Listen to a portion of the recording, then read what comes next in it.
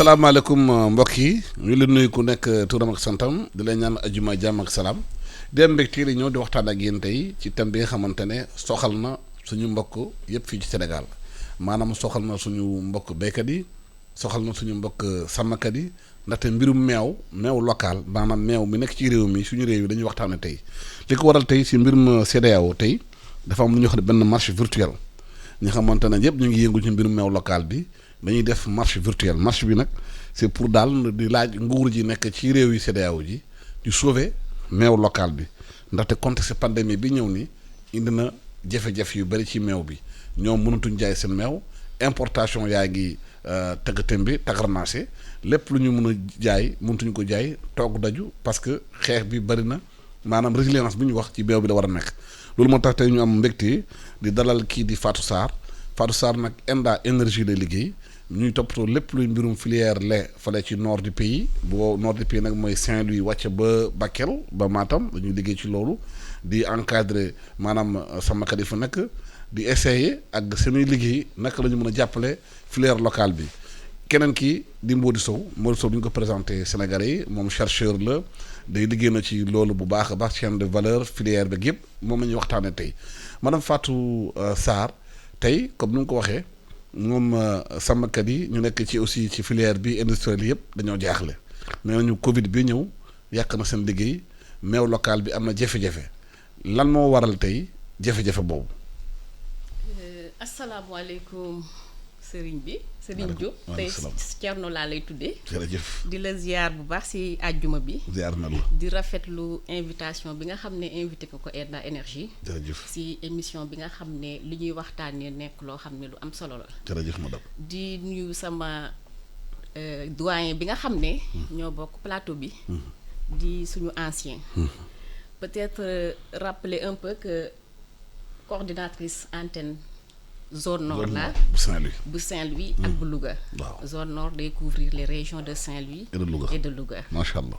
waaw mbirum pandémie bi wax dëgg yàlla daanaka secteurs yëpp la laal surtout secteurs yi nga xam ne dañu xawoon a am tuuti jafe-jafe pandémie bi ñëw gën a renforcer jafe-jafe boobu problème yi nag bëri na parce que soo xoolee filière lait daanaka acteurs yi siy intervenir dafa bëri. mais lu muy bëri yépp harmonisation bu waroon a am. dafa des parce que soo xoolee depuis 1976 première organisation bu ñu njëkk a mettre en place ñu ngi ko defee woon ci zone Niayes. su ma juumulee defe naa GIE bi sa koppale la tuddoon service d'élevage mettoon ko en place pour ñi nga xam ne dañuy yëngu ci meew mun ci gis seen bopp bu ñu jógee foofu mu amaat yeneen organisation yoo xam ne judd nañ ci zone sylvopastorale ñu dël zone Daara zone Linguère zone Jolof ñii dem di dem ñu ne léegi nañu def ay interprofession ci diggante 97 ak léegi su ma juumulee am na ñeent interprofession yoo xam ne ñu ngi koy mettre en place ba bu mujj bi nga xam ne ñu ngi ci processus bi loolu yépp nag c'était pour xool nan la ñu mën a organiser ba mun a valoriser meew bi nga xam ne jàpp nañ ne richesse la ci Sénégal parce que soo xoolee production ci diggante 2018-2019 daanaka meew bu ñu produire couvrir na 46% des besoins des populations. meew bu ñu produire fii ci Sénégal. suñ ko xaymaayee mu ngi toll ci 265 millions de litres ñu xoolaat ci 2019 ñu ngi importer valeur u 43 milliards. imagine. ci 2019 bi rek. ci 2019. 43 milliards d'importation 43 milliards. d'importation de lait. de lait. végétal de. bon. végétal waaw. parce que en général dañu naan c'est du lait reconstitué. kon végétal. waaw. kon problème de compétitivité bi nga doon wax ci introduction bi mu ngi noonu lu waral loolu question bi ñuy njëkk a posé lu tax suñu potentiel laitier yi mënuñ ko valoriser alors que xoolal pléthore d'organisation yi nga xam ne ñu ngi fi ñoom ñëpp ñuy wax ci waxu meew. kon y a problème.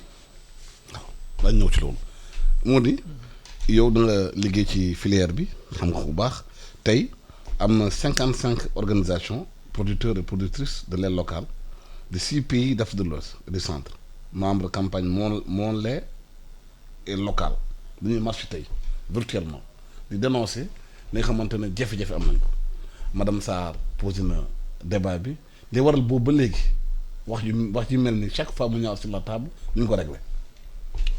waaw jërëjëf Alassane maa ngi lay nuyu di la jaajëfal aussi invitation bi di nuyu aussi sama sœur bi ci li ñu bokk plateau bi man je pense que li tax mënuñu régler problème bi c'est que acteurs yi seen bopp ñoom ñoo organisé wu du ñoom ñooy porter initiative yi leen di porter loo li ci ëpp ay projet et programme état ou bien ay ONG ñoo ñëw ak seen ay bonne volonté bëgg leen jëmalew ci benn direction ba nga xam ne ñoom ci seen bopp affaire bi leeru bés bu producteur éleveurs yi décidé organiser wu mobiliser seen capital social créer seen propre chaîne de valeur lait situation bi dina changer mais fekk ñu ngi nekk fii ku nekk di xëcc am ay pléthore d'organisation man pléthore d'organisation pour man du problème parce que ay expérience ay expertise diverses la problème bi mooy nan lañuy fexe ba mutualiser leen et loolu kenn mënu ko def à la place des éleveurs yi ñoom ñoo koy def. mais est-ce que éleveurs yi xam nañu enjeu yi. éleveurs yi xam nañu enjeu yi mais li ñu mënul mooy amuñu liberté d'action parce que dañuy dépendre ci projet état yi ak projet partenaire au développement yi ci yooyu la ñuy dépendre ñoom ils sont pas encore conscients des ressources yi ñu mobiliser parce que élevage c'est pour ñun pël élevage du concept bi sax ak ñun koy comprendre ak ñun koy pratiquer du benn ñun duñu ay éleveurs ñun ay naabi lañu c'est-à-dire ay gestionnaires de troupeau lañu ay entrepreneurs sociaux lañu mais loolu kenn leeralu ko ci seen bopp bu ñu comprendre que ñoom richesse bi ñu yoree suñu ko téyee mën nañ ci dund tedd ci ensuite tirer économie locale parce que pandémie bi ñu ngi wax rek mais les éleveurs ont été certes affectés mais ils ont été les moins affectés parce que ñoom amoon nañu ay ressorts yi nga xam ne mën nañu jaay seen troupeau dem jëndi mën nañu def yenn kii activités yi par rapport ak marchands ambulants yi nga xam ne ils vivent le jour au jour donc si état bi décidé woon tey appuyer éleveurs yi day changer stratégie parce que tant que mu ngi ci ay projets ay programmes sectoriels nekk fii di wax ne ay réunions ay ateliers ay interprofession ay discours dominants yooyu je pense que duñu ci sotti parce que tey contrainte majeure élevage bi levé nañu ko c'est l'alimentation Sénégal tey am na plante fourragère bu fi nekk yow xam nga ko neema gars yi di ko wax ay maral falfa juste la rendement moyen bi ay 400 tonnes la ñuy wax hectare mais moi je suis sur des expérimentations dans le Ferlo pour aller jusqu'à 1000 tonnes hectare et c'est des choses qui sont possibles une fois que ñu lever contrainte alimentation mais li si des dafay yomb su boobaa sax les éleveurs mën nañu concurrencer le lait importé parce que seen coût de production moom mooy wàññeeku de telle sorte que suñu amee une production de qualité loo importe lait végétal gaan bi xam ne lii meew nag pur la il va préférer jël leewu nag pur bi que dem di jël lait végétal parce que ñu bëri ils confondent que meew mi est-ce que meew nag la ou bien est-ce que lait végétal préciser wuñu ko mais ñu si bëri xam nañu ne lait végétal et puis ban impact la am ci santé bi ban impact la am ci santé population yi je pense que loolu daal mooy la nga xam ne tey jii war nañu xool yan disposition lay nit ñi di def pour que éleveurs yi seen bopp ñu commencer organiser wu. mais bu amee 49 milliards de francs CFA d'importation du lait maanaam végétal ba ñëw extérieur bi est-ce que lobby yi nekk ci ginnaaw lait boobu nañ nangu éleveurs yi organiser wu. mais lobby yi duñu nangu parce que du seen intérêt mais éleveurs yi seen intérêt mooy ñoom ñu organiser wu.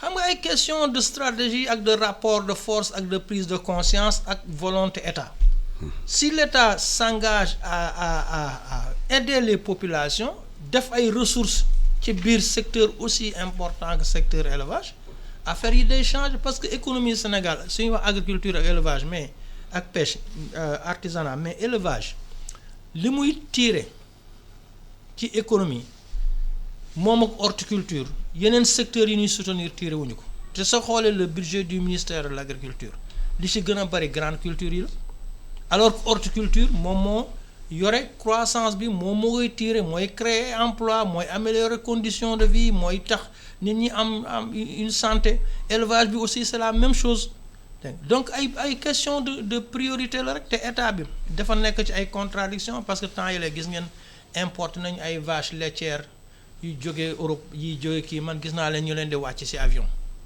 bi mu leen gisee ñuy wàcc ci avion damaa xam ne lii moom problème la parce que nag su amee stress pour même troupeau bi mu téew problème la dégg te loolu ay milliards lañ ci consacré donc suñu réorienté woon ressources yi ci lu jëm foofu je pense que situation bi dina changer. est-ce que si terrain bi am ngeen stratégie pour dimbale éleveurs yi ñu mën a produire fii li ñuy def pour ñu wàññi importation yi. jërëjëf Alassane Samba Diop si soo ma ko permettre. dama ma revenir un peu. ayca si Thierno Sow lu mu wax. parce que d'une part am na foo xam ne xawma d'accord ak moom. d'accord loolu d'accord parce que su waxee ne pandémie bi affecté wul éleveur bi. peut-être c'est relatif parce que tout récemment Enda Énergie mu ngi doon mener ay enquêtes pour étudier impact pandémie bi ci bénéficiaire seen niveau de vulnérabilité mais le producteur de lait ki nga xam ne ci marché hebdomadaire bi la doon jaay ñu tëj marché yi fan lay jaay éleveur bi nga xam ne dafa demoon transhumé ñu tëj frontières yi sama mbokk pël la transhumance nan lay demee soo nekkee ci benn espace ñax bi suy waaj a jeex nga tuxu demaat beneen espace suñu tëjee frontière bi est-ce que di nga mën a dem ñax ba su jeexee nooy def ñaata nag ñoo fi dee ci période pandémie bi ñaata éleveur ñoo jël seeni nag bradé ko parce que il fallait que ñoom ñu vivre loolu yépp nag répercuter ci production laitière ba répercuter ci l'accès au marché parce que le petit éleveur ki nga xam ne ci luuma la basé wu pour dem jaayi meewam su jaayee ba pare dem jënd ravitaillement ñibbi ñu ñëw ci les petites unités laitières yi nga xam ne éleveurs yi ñoo leen di fournir en un moment ak Covid bi mun a seen rayon de commercialisation dafa wàññeeku bu mu wàññee ko lu ñu daan jël soow def dañ koy wàññi lu ñu daan jël meew dañ koy wàññi parce que duñ ko mun a écouler foofu aussi ça pose problème kon d'une part peut-être c'est relatif mais pandémie bi am na effet bu baax ci éleveur bi. léegi surtout producteur de lait bi. yan matuwaay la ñu mën a jël léegi pour éviter yooyu di am est-ce que am na unité de conservation bu ñu rattee seen meew am fu ñu ko denc. voilà ak ay fan defar ko mu ci defar beurre bi mu ci defar maanaam diwlin boobu nekk ci meew bi. foofu laa bëgg ñëw. déjà avant pandémie. xoyal ko. ndax Enda instant bi mu ngi dérouler ay programmes yoo xam ne ci chaîne de valeur la ndax lu ñu constaté dañu gis ne. zone yi nga xam ne dafa bëri meew yi lool ay zones yu enclavé lañ ay zones yoo xam ne amuñu électricité te ñëpp xam nañ ne meew. dafa gaaw a yàqu. amuñu tali aussi. amuñ piste de production ñu xool industriel yi nga xam ne yu mag yi nga xam ne ñoom ñooy absorber meew bi nga xam ne moo gën a bëri yu ci bëri ci ville bi lañ ne. ana PUDC. te des fois. ana tali bi.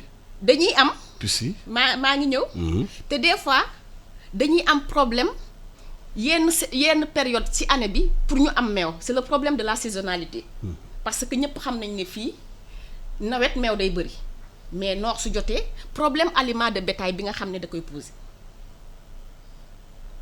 Enda Énergie comme moom léppam mbirum environnement la mbirum développement la mbirum énergie parce que dañu jàpp ne énergie facteur de développement la. yéen ban énergie ngeen fa def solaire. énergie solaire renouvelable. da ngeen installé ay. dañu dem unité équipe ci zone yi nga xam ne. c'est des zones enclavées dépourvues d'électricité ñu installé fa ay unités de conservation avec le solaire ay tanks solaires lañ def ci infrastructure yi yoo xam ne dañuy conserver meew bi plateforme yu mag yi mun nañ conserver ba 2000 litres par jour. ñu jëlaat dëkk bi nga xam ne foofu la ñu def infrastructure bi foofu la ñu def plateforme bu mag bi ñu électrifier village yi loolu doyul de industriel yi nga xam ne ñoom ñooy absorber quantité yu mag yi ñu jouer le rôle d'intermédiation entre ces industriels ak éleveurs yi nga xam ne ñoom ñooy produire meew. pour mun a jënd ko juste pour ñu mun a jënd meew bi nga xam ne moom la ñuy centraliser ci grande plateforme ñu organiser waat producteurs yi sous forme de coopérative parce que jàpp nañ ne c'est une entreprise sociale ma ñëw ci côté culture fourragère effectivement culture fourragère bi ñu ngi koy développer. neema. la malal falfa mooy neema. ndax fu mu nekk nii am na jeunes yoo xam ne dañ leen former coacher leen ba pare wutal leen liggéey installer leen ferme. ñii dañ leen installer ay périmètres fourragers pour ñu bay ci malal falfa ñu bay ci panicum ñii ñu installer leen ay fermes pastorales te fermes communautaires à exploitation privée loolu yépp pour développer filière lait bi parce que problème principal bu ñu njëkk a détecter c'est l'accès à l'aliment de bétail. kon su fekkee ne mettre nañ en place des parcelles fourragères mettre en place des mécanismes d'accès à l'aliment de bétail parce que nii ñu ngi waxtaan ak CSS ba jox nañu quota boo xam ne dinañ mun a jël paille de canne bi valoriser ko au profit des éleveurs kon Enda Énergie depuis 2015 mu ngi dox ci jéego yooyu. mais est-ce que loolu yëpp boo ko defee population bi war a consommer meew bi dañ koy jot à table maanaam est-ce que meew bi jógee Richard Toll dina ñëw ba ci table nit ñi Ndakaaru. bon normalement war na ci mën a ñëw si suñu organiser kii chaîne de distribution bi. war na mën a ñëw. waaw parce que sànq nee na piste de production amul. waaw non courant bi amul. piste de production moom am na lu am. électricité aussi am na lu am y a quand même énormément d'acquis en matière d'infrastructure ak PUDC bi. et Ila Touba bi aussi. joue un grand rôle parce que en général les industries laitières ci centre de consommation yi la ñu nekk nit ñi di organiser réseau d'approvisionnement en lait à partir de ay centres de collecte comme yi ngeen def c'est le même schéma un peu partout à travers le monde quoi mais là où seen stratégie bi war ngeen ko xoolaat mooy su ngeen dissocier la production fourragère ak le cheptel day poser problème éleveur bi ci boppam moo war a produire propre intrant muy fourrage bi suñ ko nekkee di organiser ay chaînes ñuy jaay ak affaire yooyu je pense l'activité va devenir très fragile production fourragère ak production animale pour que mu rentable il faut que l'élevage soit adossé à la culture fourragère c'est-à-dire éleveurs yi ñu organiser leen et c'est pas compliqué man les essais que je suis en train de mener dans le Linguère le premier résultat yi mu am sur 600 mètres carrés on a 24 tonnes de fourrage éleveur bi mën na quand même cultiver 600 mètres carrés 30 sur 20 mën na ko et su boobaa le rôle de l'État serait d'appuyer leen pour ñu mën a mobiliser ndox mi et je pense que même Enda yéen sur seen stratégie d'intervention waroon ngeen xool nan ngeen di favoriser aussi yenn éleveurs yi nekk dans les zones arides dans le département de Linguère nan la ñuy amee forage solaire et puis ñoom ñu fexe gérer ndox mi pour que seen coût de production parce que alimentation bi moo représente 70% des charges d'exploitation alors loolu soo ko externaliser c'est-à-dire nekkatul ci man ma yore samay nag ma dépendre ci benn nit bu may jaay lu ma dundee sama nag ça risque de poser ay problèmes bon je comprends que man ngeen am ay approche complémentarité et NEMA bi su ngeen ko exploité xam nga NEMA bi mën nañu ko granuler mën nañu ko def granuler soo ci ajouter du nebedaay tu as une alimentation complète tu n'as même pas besoin de wut yenn compléments yi soo ci ajouter aussi de poudre buy tu as une alimentation complète pour nga mën a engraisser sa cheptel donc je pense que suñu lever contraintes yi aider population éleveurs yi à ce que ñoom ñu mën a am seen propre parcelle fourragère di ko valoriser pour seen propre production ça n'empêche pas à d'autres jeunes deux jeunes acteurs qui veulent s'insérer dans la filière ñu insérer aussi parce que suñu mënee béy seen ñax yore seen cheptel ou bien ñii dans une logique de partenariat ñii yore cheptel ñii béy fourrage yooyu yëpp c'est des choses à envisager mais moi je reste convaincu que suñu régler la question de l'alimentation su état bi fexe woon ba la culture fourragère nekk quelque chose de permanent sur l'ensemble du territoire national notre lait va être très compétitif. te dina créer emploi yu bëri. mais emploi kay lu mu mën a créer ci emploi secteur yu bëri mënuñu ko créer parce que ñun même suñuy vache laitières yi ñuy xeeb seen productivité c'est très relatif c'est très très moi j'ai un troupeau en Casamance on m'a dit que oui foofu journal la production laitière c'est 2 litres par jour moi j'ai dépassé loolu yàgg na te ay race locale laa yore Cambérène gii ma dëkk fi ma nga xam ne foofu laa doon sàmme dama daan am ay vache yu ma daan jox 10 litres de lait par jour 5 le matin 5 le soir ou 6 le matin 4 le soir race locale pël yi xam nañu ne nan la ñuy sélectionner ñun xam nañu nan la ñuy sélectionner taureau bu am soow on le sait. bien sûr. waaw mais problème bi mooy meew bi am nay Sénégalais yu bëri dañuy bëgg jënd meew local. mais bu ñu demee ci marché bi ñu nag meew bi jeex na. amatu fi duñ ko gis. même bu ñu ko bëggee jënd. te ñu gis tamit bu ñu waxee sànq le meew végétal bi gën a bëri ci marché bi. yan matuwaay la état mën a jël wàññi faj importation yi.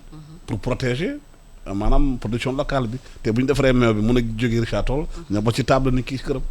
ok question bu am importance la mais dama bëgg a yeggali sama raisonnement. ayca yeggali. parce que du périmètre fourrager yi dañ koy mettre à côté de c'est le même système c'est-à-dire que dañu installer ay unités de conservation de collecte et de conservation de lait ñu installer unité de transformation de lait ñu installer ferme pastorale ñu installer ay périmètres production boobu ñuy produire ci périmètre bi production fourragère boobu xam nga ñan ñoo koy absorber mooy ferme yi nga xam ne dañ leen créer mooy éleveurs yi nga xam ne ñoom ñooy jël seen meew di ko indil plateforme yi nga xam ne dañ ko installer chaîne la te maillon bu ci nekk dañ leen structurer de telle sorte que ñu nekk coopérative di doxalee comme doxalun entreprise sociale.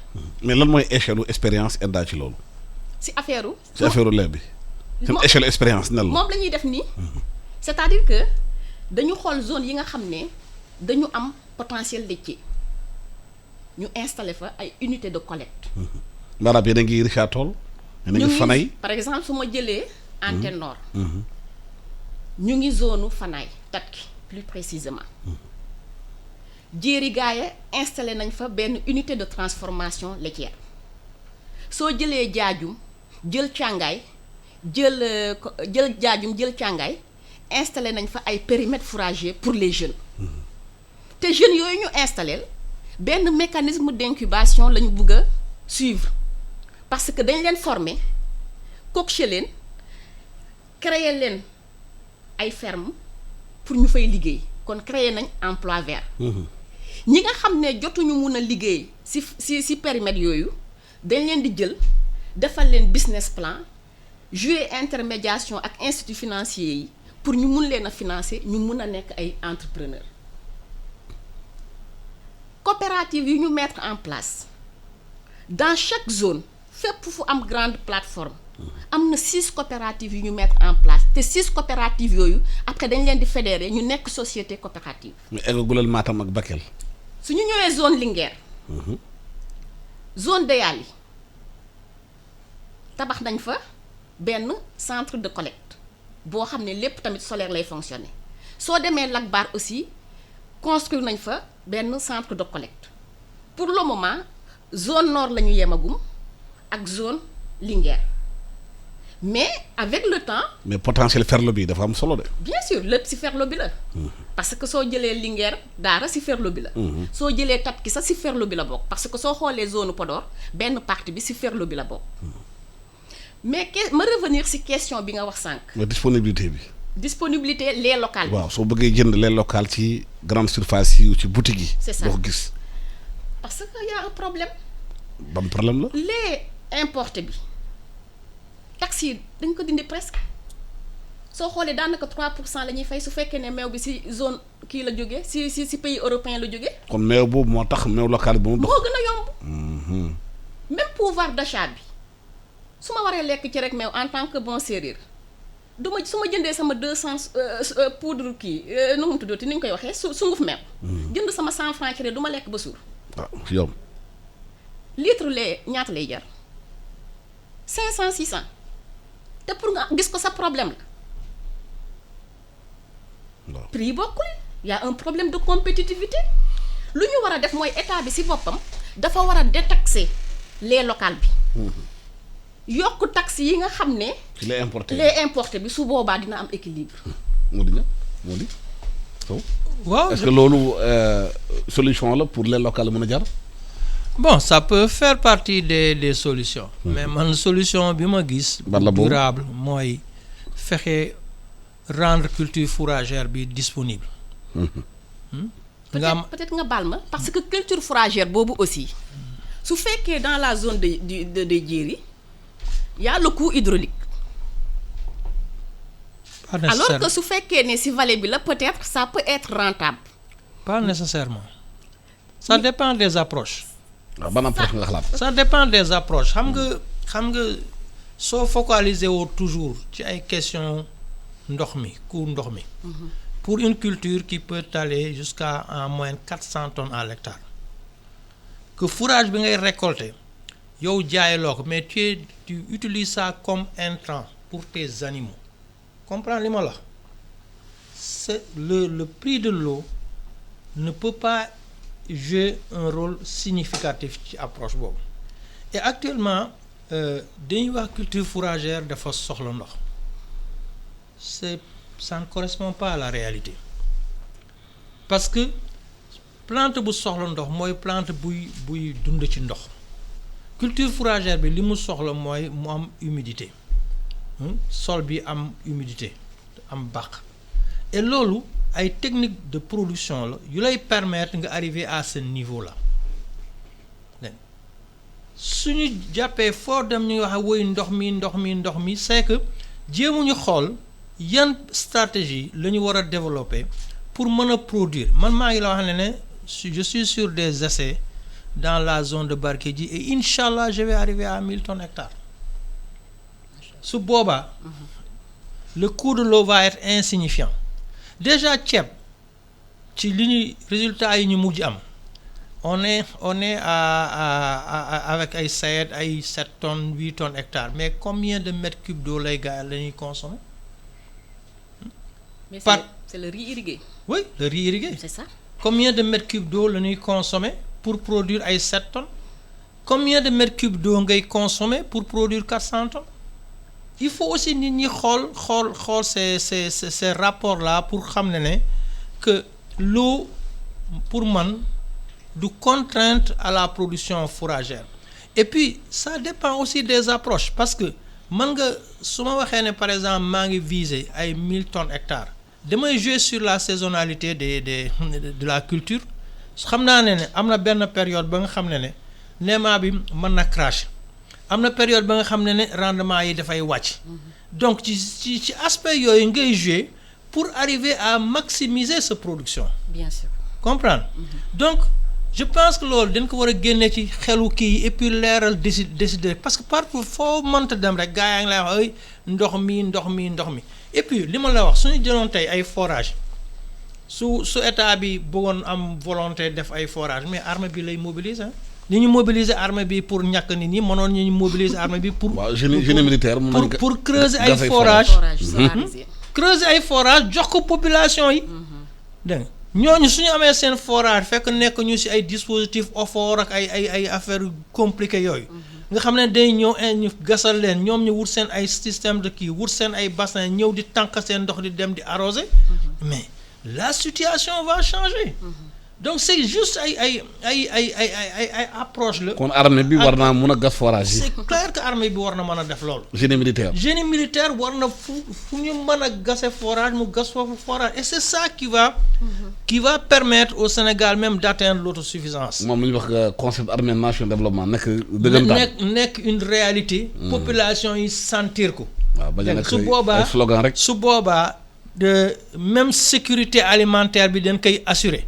parce que partout au Sénégal xam nga tey ñu ngi jàpp effort yëpp concentré que dans la vallée du fleuve Sénégal pour def riz yéen aussi seen orientation yi su moytuwul ngeen dem nekk ci booru fleuve bi pour def culture fourragère bi et puis su boobaa di ngeen am ay problème entre les différentes spéculations parce que soo jëlee par exemple le néma dafa am ay kii benn insecte ba nga xam ne da koy de loge kii néma bi automne la. mais soo ko defee à côté de la compagnie sucrière day dëgër pire su fa charançon duggee ci biir canne sucre bi compagnie sucrière day tëj.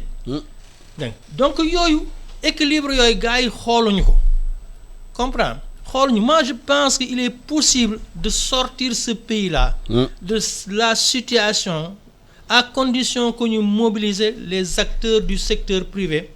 appuyer leen nag par ay moyens logistiques de la part de armée mën na xëy defar ils ont du matériel pour faire ça.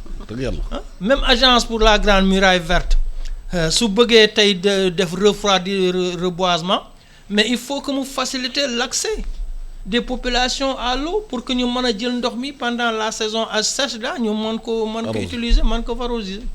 est-ce que justement lu wax recours à l'armée dans le cadre du développement li ngeen def yëpp loolu mën na booster développement bi ci réew mi ci foofu ngeen def. c'est une très bonne idée suñu mënee mobiliser armée bi ba ñu gas ay forages. wax dëgg yàlla mais nañ ko solariser. waaw da ko solaire waaw. parce que le coût électrique. waaw aussi solaire. c'est un facteur bloquant. waaw nee nañ mix énergie moo nekk ci réew mi léegi kay. les président di woote. mix énergie nga xam ne bëgg na fépp am courant. dañ ko appliquer rek ci terrain bi. léegi pour leeral aussi. Enda énergie du zone nord kese lay intervenir. ñu ngi intervenir zone sud. Kolda Sédhiou Ziguinchor. ñu ngi ubbi antenne aussi zone centre. kuy financer loolu yëpp Enda moo koy financer. profito remercier waale suñu partenaires financiers yi nga xam ne Union européenne ak GIZ nga xam ne. depuis boobu ngeen xam nga Union européenne kat du bëgg réew yi développé suñu réew yi développé. du seen intérêt de. pourquoi Union européenne kat yu tamit. xam nga tubaab bi chaîne de valeur installation yi ñu installé. waaye tubaab yi daal tubaab yi am na lu nekk suuf de tubaab bi la fu ñu dugal si ñaar dërëm na am lu ñu xalaat tubaab yi. en tout cas daal ñu ngi leen di gërëm ñu ngi leen di sant. Afrique intéressé wu leen de. parce que depuis chaîne de valeur bu ñu commencé di intervenir si chaîne de valeur. ak énergie solaire. Union européenne moo ñu gunge. mais lan moo tax état bi du dugal loxoom ci loolu. te état bi tamit dugal na si loxoom. am na sa contrepartie moo boo war a xam dugal loxoom bu gën a dugal na ko si. mooy si programme bi nga xam ne programme bu mag la. moo ko war ñuy wax progrès lii. moo ko war. ministère de l'élevage partenaire privilégié la bu Enda si cadre si projet progrès lii. pour dire que. Enda dafa tàllal loxoom bépp acteur boo xam ne yaa ngi intervenir si chaîne de valeur lii pare na pour liggéey ak yow. léegi yan réforme la ñu war a jëlaat davantage. pour que chaîne de valeur locale lait bi man su ma bëggee jënd sama meew. bu ñu defar Sénégal parce que Sénégal moo ma ñor. mun ko jënd ak prix bu mucc ayib. prix bu mucc ayib détectation bi wax naa ko sànq. waaw beneen bi tamit organisation yi nga xam ne ñu ngi pousser comme ay champignons nañuy harmoniser action yi. waaye politiciens yi la de yooyu politiciens yi koy def de. ONG yi nga xam ne dañuy intervenir ci chaîne de valeur nañu éviter doublon. waaw moom mooy Enda énergie mënul ñëw. mooy politicien commencé dara beneen ONG ñëw reprendre. amul sens mooy ONG politiciens yi. parce que ñii suñuy gas ñii di suul. pënd ba rek ay bëri. problème dara organisation. problème organisation bi mal la. mais lu état bi mu koy xool état bi xam na ko. mooy joxe kayit. tous les acteurs xam nañ ne. mooy y a joxe un problème d'organisation. mooy joxe kayit ONG yi. harmoniser wuñu harmonisation bi des na. donte nag am na jéego yu bëri yu ñu def. loolu aussi il faut le reconnaître. heureux de constater que interprofession laitière bi nga xam ne ñu ngi koy mettre en place xëy na suñ ko renforcer dina mun a am yenn problème yoo xam ne dinañ ko mun a résoudre.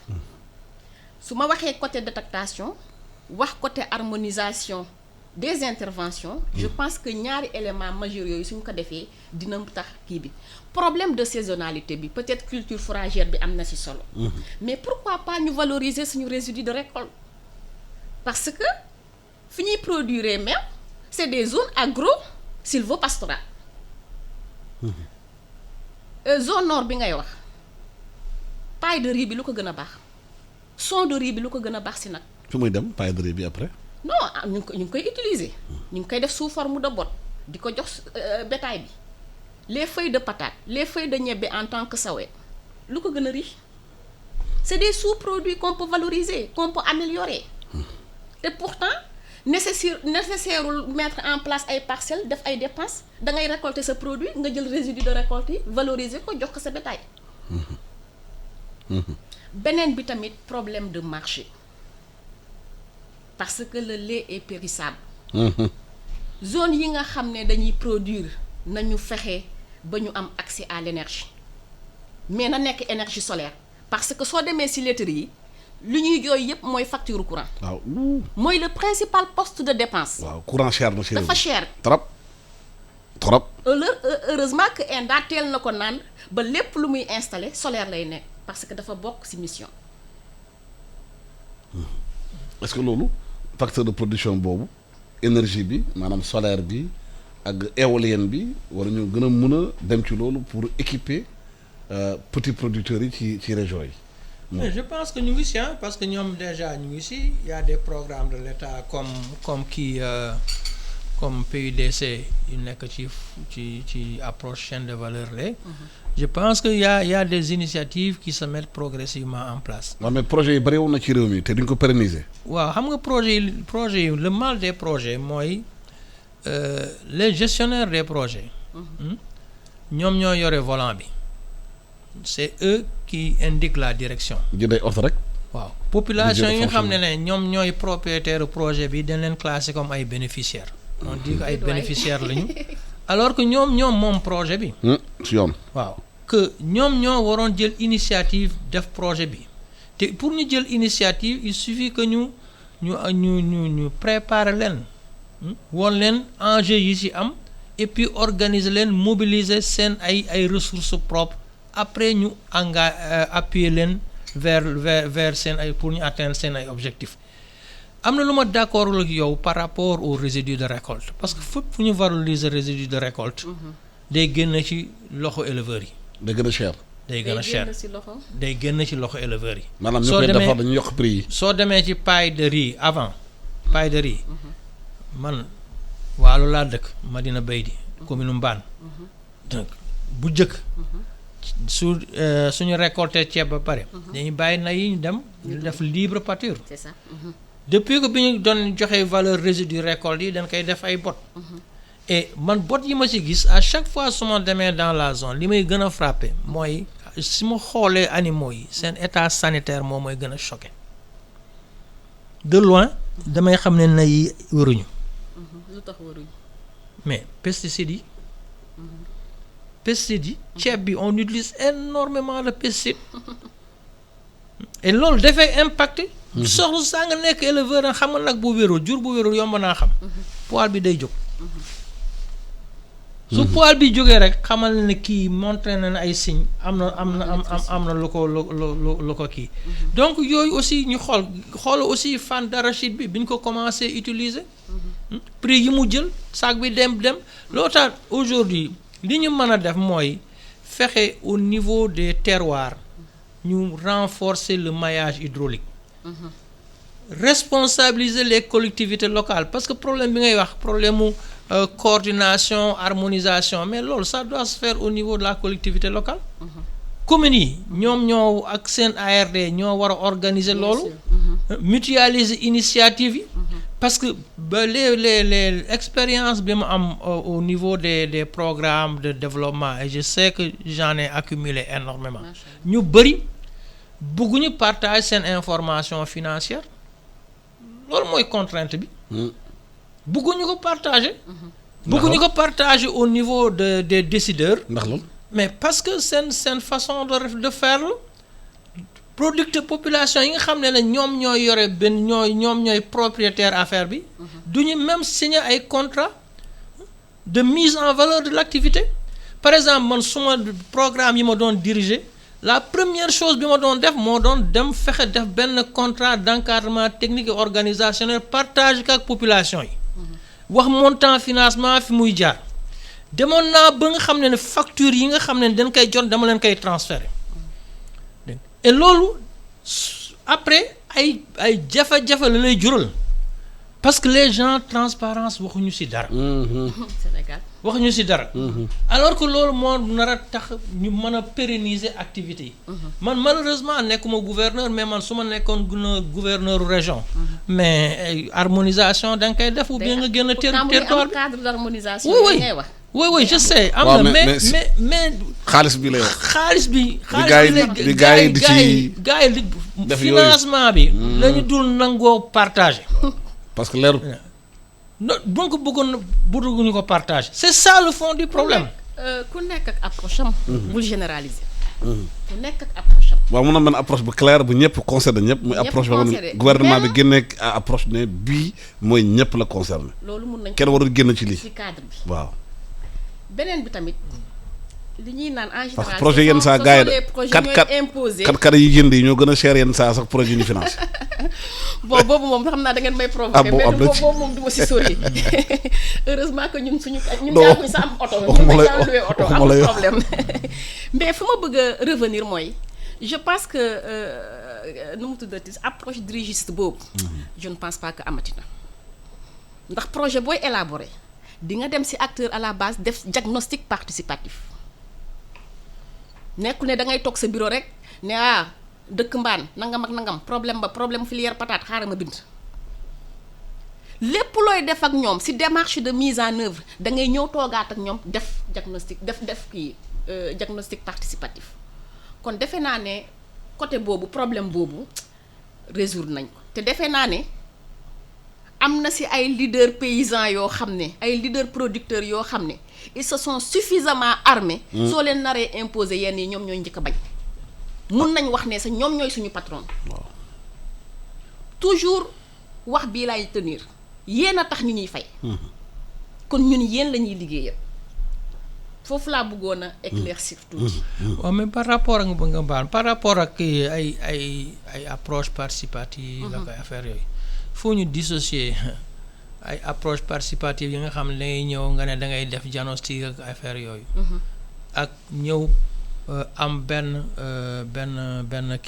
offre de service suffisamment pertinent attractif ba nga xam ne day tax population yi topp la c'est deux approches développement différentes dafa ndànk rek ma expliquer man nga ñëw wax ne voilà li population yi wax si loolu laay def mais population li ñu lay wax mooy li ñu xam innovation yi xamuñu ko.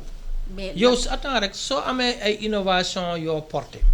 mën nga ñëw won ko population yi accompagner leen ba ñu réapproprier innovation bi daal di ko développer dégg nga souvent dañ lay wax ne wooy ñu ngi def ay diagnostic participatif on en a tellement vécu dans ce pays là mais il faut constater que depuis bi ñu ko commencé certes am na ay avancées mais avancées yi taxu kaa bëri et biais bi muy am en général ci yi ma fekke man mooy da am benn intellectuel du village ou bien un leader village ba nga xam ne moom diagnostic bi moom moo koy réorienté ci ay intérêt personnel yooyu aussi ay biais la ya nga xam ne en général pour nga contrôler ko dafay kii mais je sais que ONG yi ñu ngi def ay efforts sur la participation populaire ñu ngi def yenn affaires yu kii mais tant que population yi ci seen bopp amuñu une prise de conscience que ñoo war a yore seen destin en main